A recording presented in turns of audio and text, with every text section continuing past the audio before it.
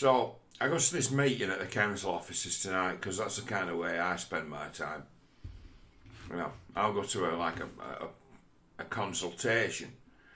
You know, I'll turn up with the council officers to a meeting, you know, to find out what some firm are going to do to our local toxic waste dump, which was, hey, you know, a subject for another video. So I goes to this meeting because that's the kind of thing I do for fun. And then I'm waiting at the taxi rank and it's pissing it down. And right where the taxi rank is a pub that a friend of mine owns. And I sees him outside and it's pissing with rain. And he's like, do you want to come in for a pint? And I'm like, well, I don't really drink anymore. And he's like, come on. So it is pissing it down. And the taxi that's sat there waiting is one of them black cabs.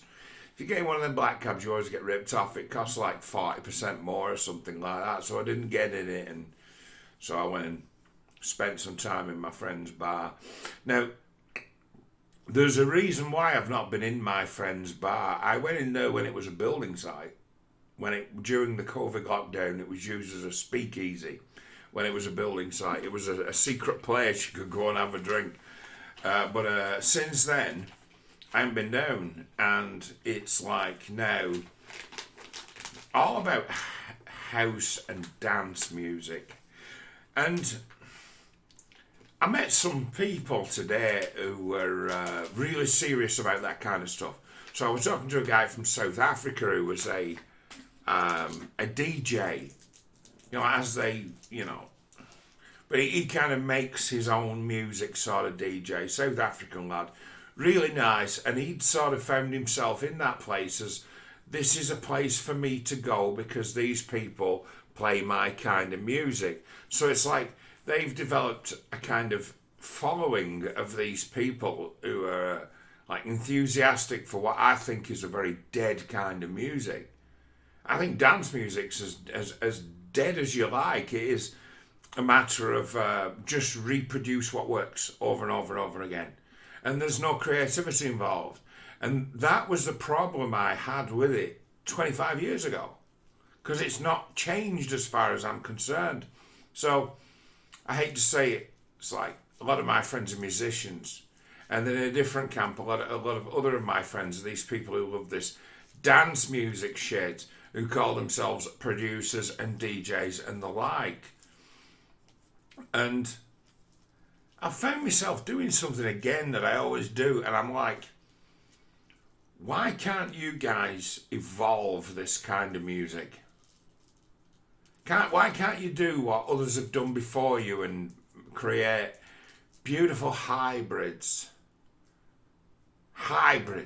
of this kind of music? It's like, this has got potential, but it's like no one's willing to take a risk. Nobody puts the right attitude towards it. Nobody applies like heart to it, if you know what I mean. Nobody applies balls and sand and grit. You don't think of it like it's jazz. Eventually someone will come along and they'll see dance music as being like jazz and they'll completely revolutionise it. This happens. You get guys who come along who put their stamp on dance music and then change it, and then it'd be a matter of, oh, well, he's just great at this, he's just great at that. It's like, no, the guy's inadvertently reinvented it and you should take it further than this one guy. So I talk to these guys, and it's like the bullheaded, tribal, black and white thinking that you hit when you find people who like house and dance music. Well, you put it to them and say, I listen to Ted Nugent a lot these days. Ted Nugent. Now, Ted Nugent is like, as far as I'm concerned, the ultimate entertainer. He's hilarious. He's common sense. He's politically, let's say, right of centre. He's a hunter. He's pro-gun. He's an actual conservationist who understands the wild, understands the rhythms of how things really work. He's a hunter. And I put it to these guys, I'm like, if you took on house music like Ted Nugent takes on rock and roll, you could invent something completely new. And you guys who circulate around this place, it's like you've got the wherewithal and the equipment and the technology and the ability to actually create new forms of music, and it still be true to what you're doing. It still be dance music. It still be thud, thud, thud, thud. But it have some heart, and it have some balls, and it have some sand. And it hit the brick wall, and they said, well, if you don't like it, you can fuck off. It's this, and it stays this. And I'm like, none of you guys have got a sense of humour or any kind of creative spark. And you say to them, you've heard of Jeff Lynne? Like, no.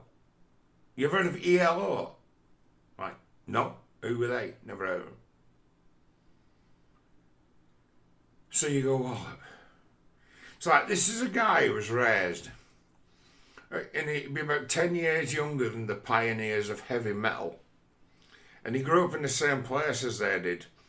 So the sound coming out of all these factories everywhere on every street corner in Birmingham were dun, dun, dun, dun, dun, dun, dun, dun. The exact same rhythms as you fucking listen to. But in his house, they only had 2 records. An Elvis album and Beethoven. So what did that guy end up doing? He created amazing fusions of rock and classical music. And in some ways, ELO are better than the Beatles. Oh, I'll say it. I'll say you can stick on like Discovery by ELO and be blown away by how musically brilliant and how emotional the music is, as to where it gets you. Now, like, can't you take this framework you've got of, in essence, space and time and beat, and can't you employ the tricks you've got, which is space and times and beat, and add other things to it that add to it, not take away, that add to it? Because the thing is, with that dance music, I can't feel it in my body. It don't do anything for me at all. To me, it just causes my brain to,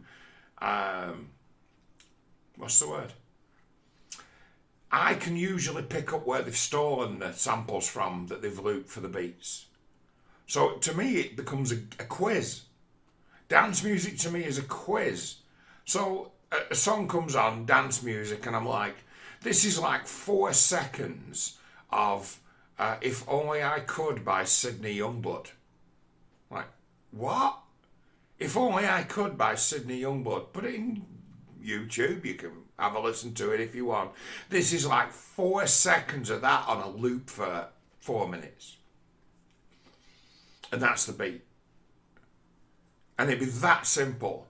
As to where to you it's new and sounds great, but to me it's just someone who stole a 4-second sample out of a straight up song, just a straight up song, but it's got its own sound. So you've stolen its tone. You've stolen its bass. You've stolen its... So you get to talk about these, you get to talk to these guys to say, this whole process to me when I listen to it is just working out what's been stolen from who.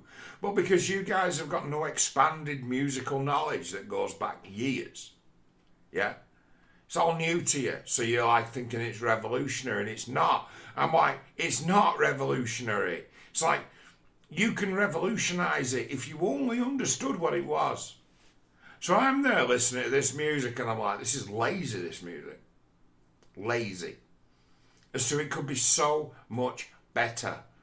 And they're like, what are you on about? This is genius. You couldn't top this. I'm like, yes, you can. Yes, you can. They're like, no. So I send over to one of them who makes these tunes. little interview, a clip that Ted Nugent put out talking to Joe Rogan about writing a song called Stranglehold. Now, I only recently actually discovered Stranglehold by Ted Nugent, and I'm like, fuck me, where have I been for the last 40 years? How come I've never heard this before? And it'd be a matter of, oh yeah, this guy's a musician's musician. When I've like asked people, I was like, do you know who this guy is?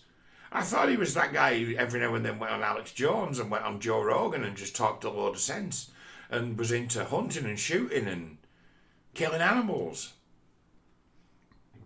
But no, it appears he's like a pioneer of guitar playing. So I sent one of them this shortened interview where he's talking about where he came up with Stranglehold. And Stranglehold was like the big hit he had that established him as being a star in his own right. And it's like,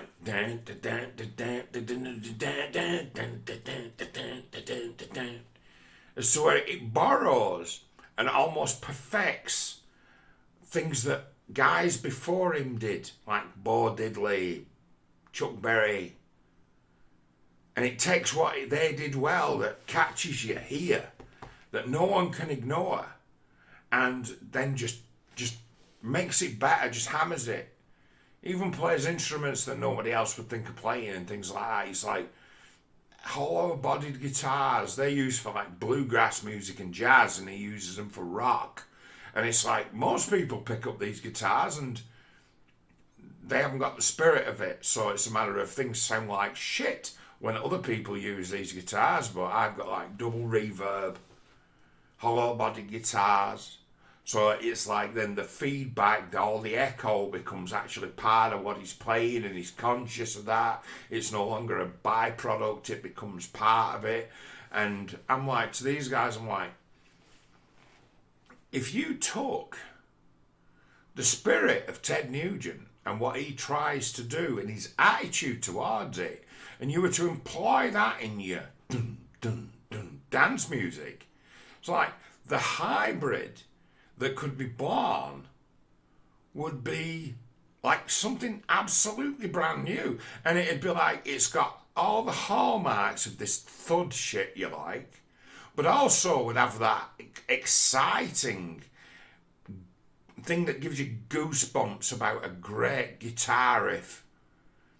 And you're like, if you were to incorporate the two and marry them together in the same spirit of adventure and fun, that Ted has imbibed in all his music or has placed in there. It's like, what an incredible thing you could create. Yeah? And feedback back I got was, John, look, it's as it is, it's like it is, and if you don't like it, you can always fuck off.